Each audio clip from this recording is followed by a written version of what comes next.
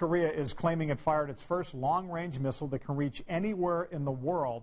That launch overnight is leading to concern around the world. It's also brought strong reaction from Indiana Senator Joe Donnelly, who was in town today for Carmel Fest. We talked with him about how the U.S. should respond.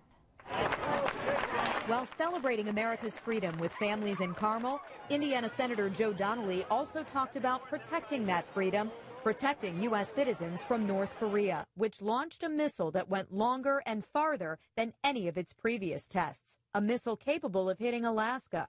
This ballistic missile went approximately 600 miles, was in the air for over 40 minutes.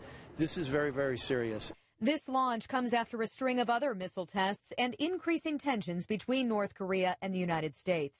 President Trump called out the North Korean leader today on Twitter, saying, quote, "North Korea has just launched another missile. Does this guy have anything better to do with his life?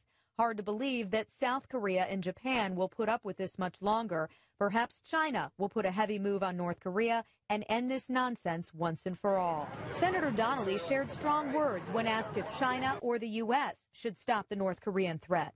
This is our nation. These are our people that need to be protected.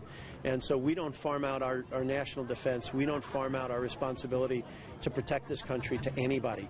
Donnelly also says China should face stronger sanctions because many of the parts used in North Korea's missiles come from Chinese companies.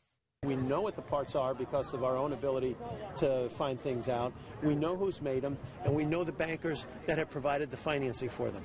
And they all need to be told, you build one more part for this, your financing is cut off around the world. Today's missile test comes just days before the G20 summit. That's when the leaders of the world's major economies are expected to discuss ways to rein in North Korea's weapons program.